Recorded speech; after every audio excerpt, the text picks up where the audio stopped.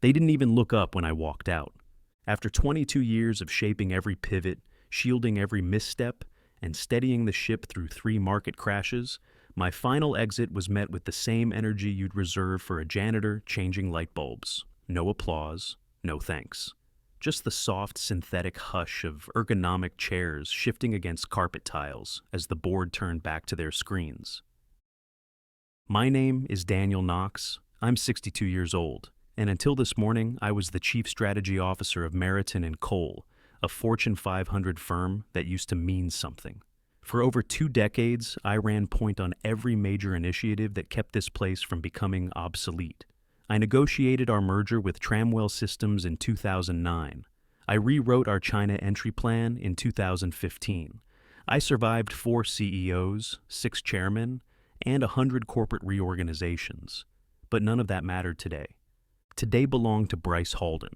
He's 38, all teeth and LinkedIn charisma, and the kind of executive who talks about energy in the room more than he talks about EBIT margins. He waltzed into power on a wave of buzzwords and VC-backed board votes, and within 2 months, he was already optimizing legacy operations, which apparently included getting rid of me.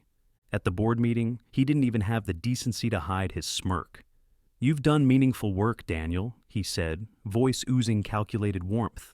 "But your way of thinking belongs in a museum." That was it. No handshake, no plaque. Just a prepackaged HR folder waiting in my chair, and a younger man named Carson Barnes sitting where I used to. Carson is 27, fresh from Wharton, never run a meeting without a slide deck, never made a decision without 3 layers of data validation.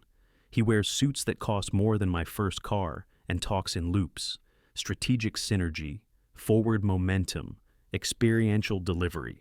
It's all noise with no weight. I packed my office in 20 silent minutes, the same office I'd worked in for half my adult life. The walls still had dents from that time I threw a stress ball during the 2011 acquisition talks. My kids' drawings were still pinned inside the cabinet door. The leather chair still had the crease from my back.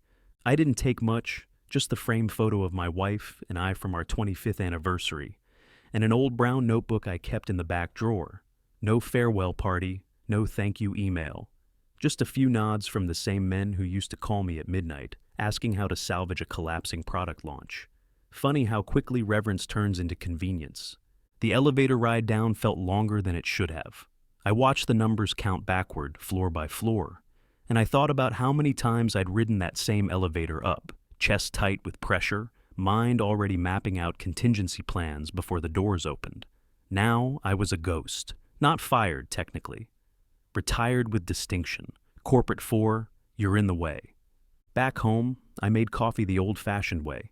French press. No digital timers, no Bluetooth grinders, just ground beans, boiled water, and silence. I sat by the window, letting the mug warm my hands and open the notebook. It was worn, creased, and full of ink bleeds. But inside were 22 years of battle maps, hand-sketched frameworks, crisis simulations, competitor breakdowns, the kind of raw thinking you don't find in MBA textbooks. On page 46, there's a sequence I wrote the night Lehman collapsed. We used it to build our response matrix during the crash. It saved us. Hell, it probably saved the whole damn company. There's no record of it in the annual report. My name isn't on the internal wiki. Bryce didn't ask to see it. He probably doesn't even know it exists. I flipped through pages with names I hadn't said out loud in years. Executives who came and went, brands we launched and buried, plays that worked and plays that almost didn't. My handwriting was sharp back then, focused, now it looks shakier. But every page holds a truth this new leadership wouldn't recognize if it danced across their dashboards in neon font. They think experience is excess, that frameworks are fossils.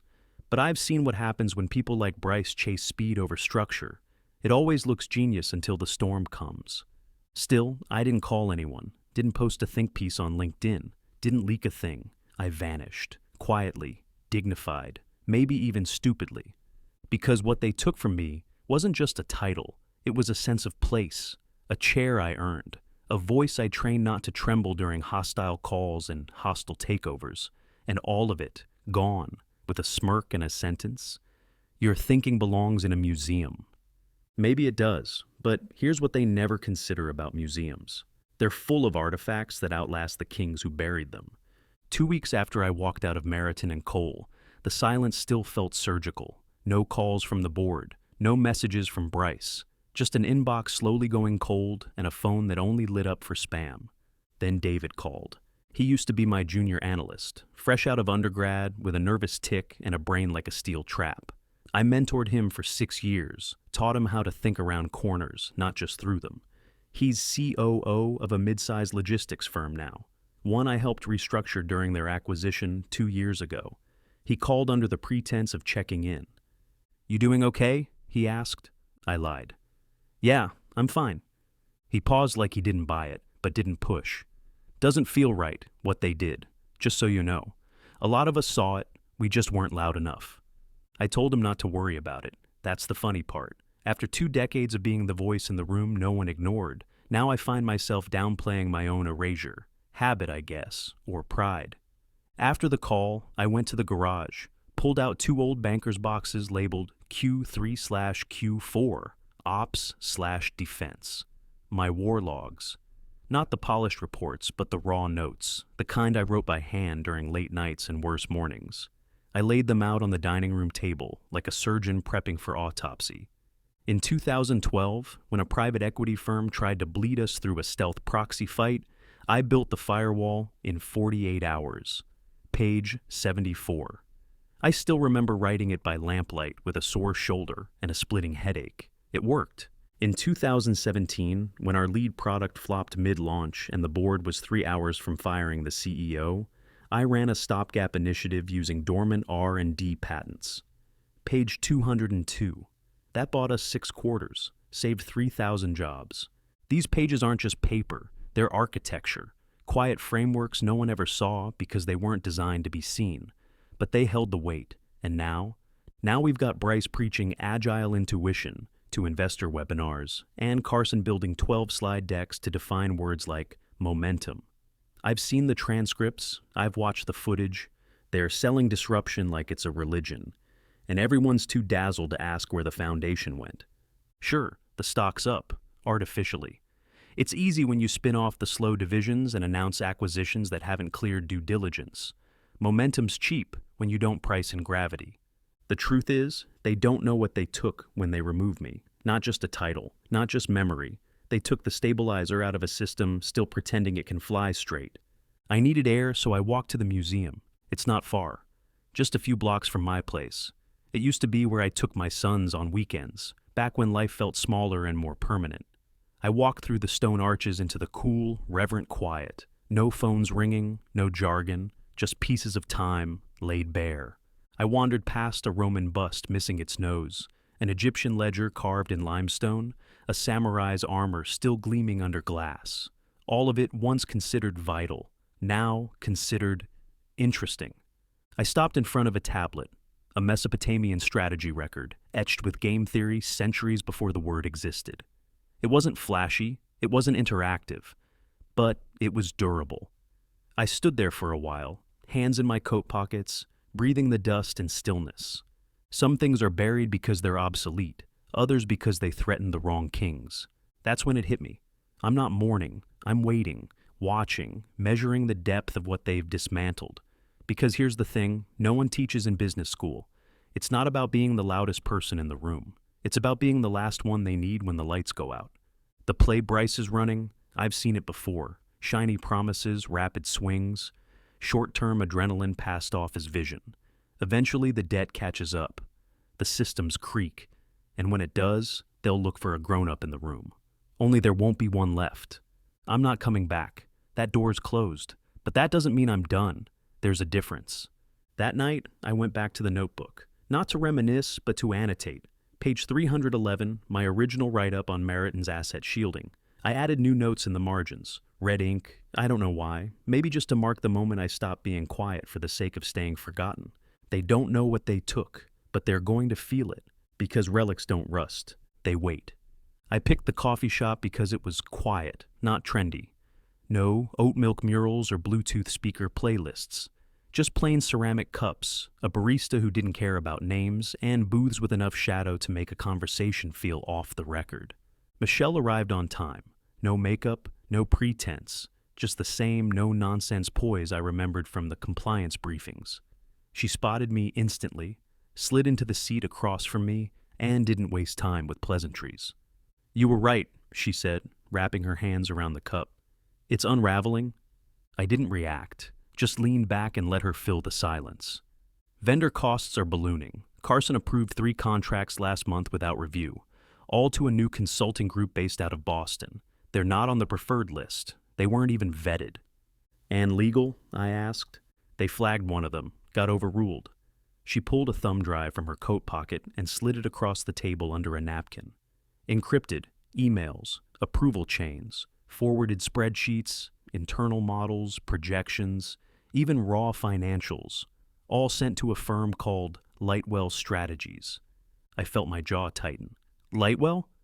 Run by someone named Ezra Malik. That name hit harder than the espresso. Ezra Malik was Bryce's college roommate. I remembered the name from a conversation Bryce tried to have with me 3 months before I was pushed out. He'd floated the idea of bringing in fresh analytical eyes.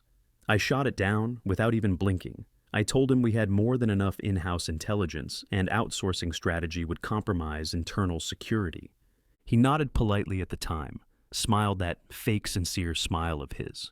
Then, 2 weeks later, I was retired. I picked up the cup and sipped slowly. "You think it's a setup?" "I think it's deliberate," Michelle said, voice flat. "They're laundering strategic assets under the guise of consulting. It's slow, careful, just under the threshold of obvious." She had that same deadpan calm she always carried in audits, but I could tell she was furious. Furious in a way that didn't shout, but documented. "I'm not surprised," I said.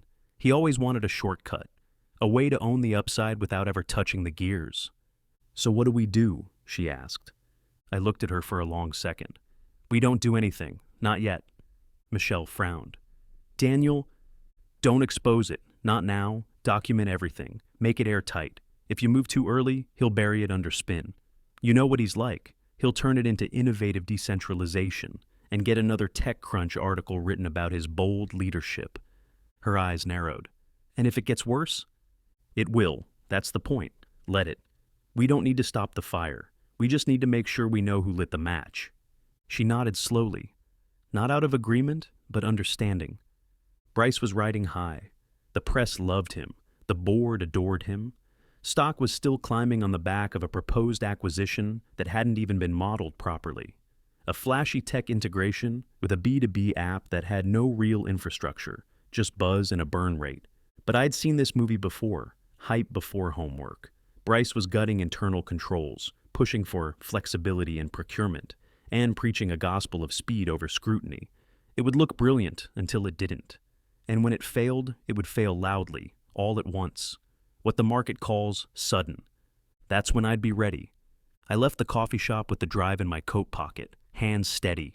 Not angry, not righteous, just clear. This wasn't revenge. I didn't want his job back. I didn't want his apology. I didn't need public validation. I wanted the truth, not just for me, but for the people still inside that building, the ones who hadn't sold their names for buzzwords and boardroom claps, the ones who still believed in work that meant something, like Michelle. She was one of the last ones left who understood what stability looked like, who knew that compliance wasn't a bureaucratic speed bump. It was the skeleton. Strip it away, and the body collapses. That night, I booted up my old laptop, air-gapped, offline, no cloud sync. I opened a secure vault and began cataloging, cross-referencing Michelle's files with vendor history, highlighting the patterns, drawing the web. They wanted disruption, they'd get it, just not the kind they expected. It wasn't about coming back. It was about making sure when the curtain dropped, no one ever asked again what it was I actually did. Because this time, they'd see every wire I'd laid, every bolt they pulled loose, and the beautiful, catastrophic shape of what happened without them. Michelle didn't hesitate. 3 nights after our meeting, she sent the entire folder, emails, contracts, approval trails, metadata timestamps, to a forensic audit firm in DC. She used an encrypted drop site, masked the upload through a rotating proxy, and labeled the submission from an internal stakeholder concerned about material governance failures. No names, no trail, just truth. Within days, the firm flagged it as urgent. Asset leakage, diversion of proprietary models, fraudulent reporting paths, and a recurring payment scheme disguised as advisory retainer fees, funneling millions toward Lightwell strategies. The audit called it what it was: a deliberate pattern of insider enrichment, potentially constituting wire fraud. They sent it to the board anonymously with a cover note. For a moment, I thought the machine might work. It didn't. The board reviewed the audit behind closed doors. Bryce dismissed it as growing pains in a fast-scaling environment. Claimed Carson had made enthusiastic but youthful missteps. Promised to install a clarity framework around vendor contracting. They bought it, or pretended to.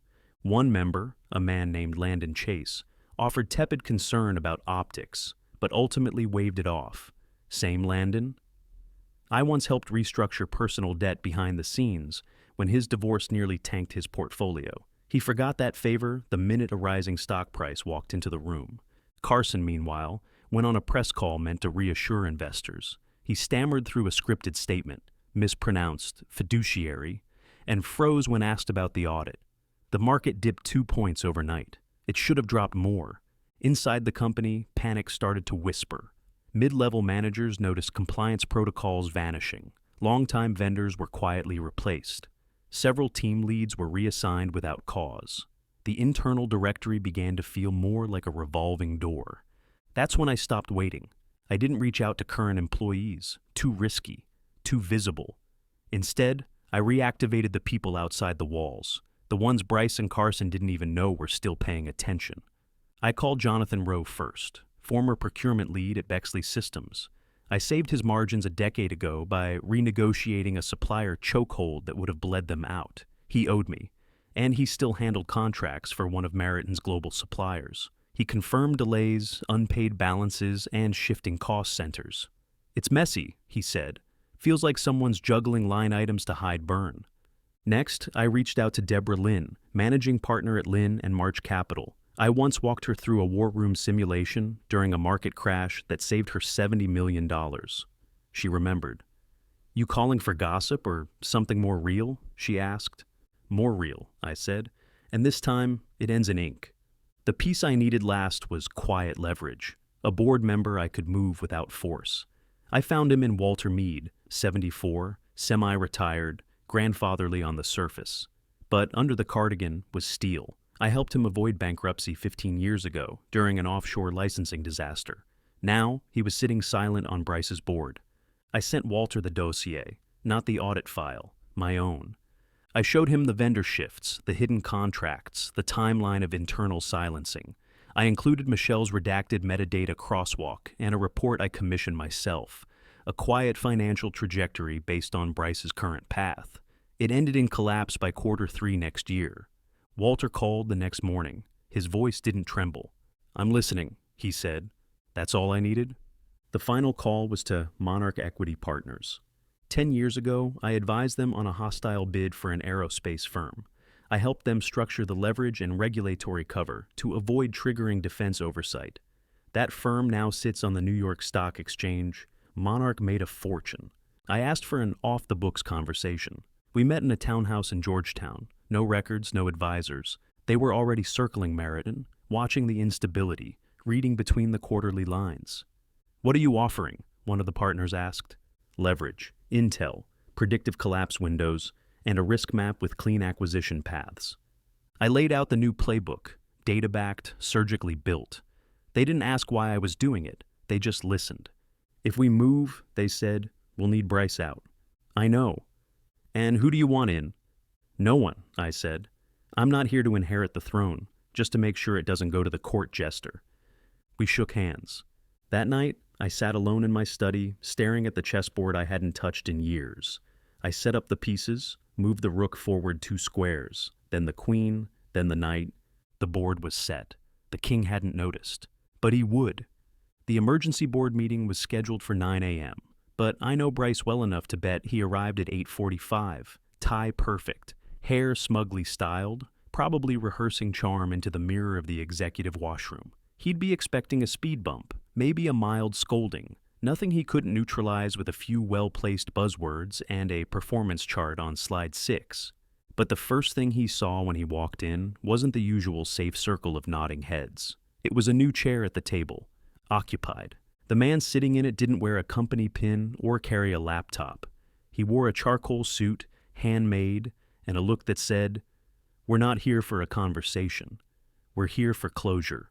That was the Monarch Equity representative. His name was never said aloud, just a few polite nods from the board, and a single envelope placed in front of Bryce.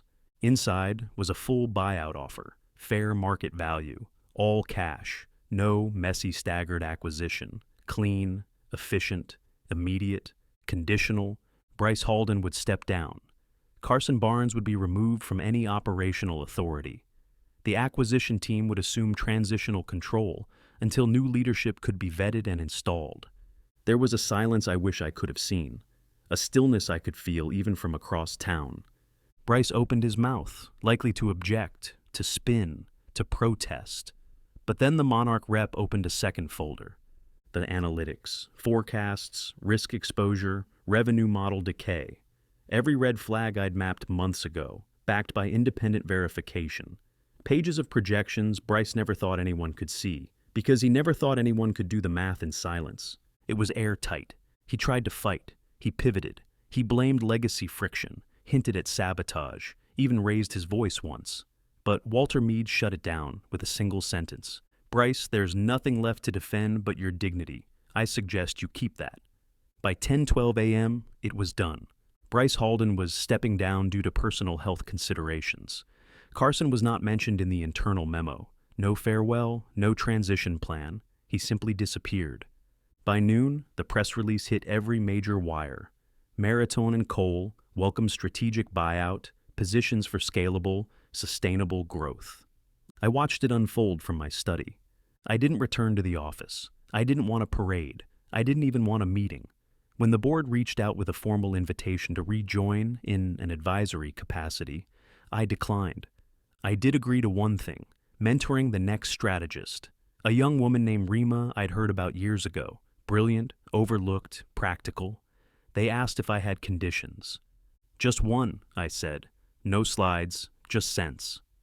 I met her in a quiet side office, white walls, dry erase board, 3 markers, and no distractions. She didn't try to impress me. She laid out a market shift in freight logistics with nothing but a pen and a theory. I listened, then we got to work. What mattered most wasn't that I was back. It was that the machine I'd once built, the one they'd dismantled piece by piece in the name of innovation, hadn't rusted. It had just gone underground, and now it was being reassembled, thoughtfully, quietly, not in my name, but in my design. Later that week, I sat at home, morning light spilling across the kitchen table, coffee in hand, old notebook beside me, open to the page I once called the Last Bastion Protocol, a framework for how to rebuild from corporate collapse without ego, without vengeance, without nostalgia. It didn't make me proud. It made me whole. There's a myth about relevance, that it must be loud, that if you're not on stage, you're obsolete. But the truth is simpler. Lasting influence doesn't make noise. It makes systems. It makes structures that don't require your name on the door to remember your hand on the blueprint. They thought they buried me in legacy. But legacy isn't what you leave behind. It's what keeps working after you're gone. And watching Rima explain that freight model with a black pen and steady breath, that was legacy in motion, not a comeback, a reminder.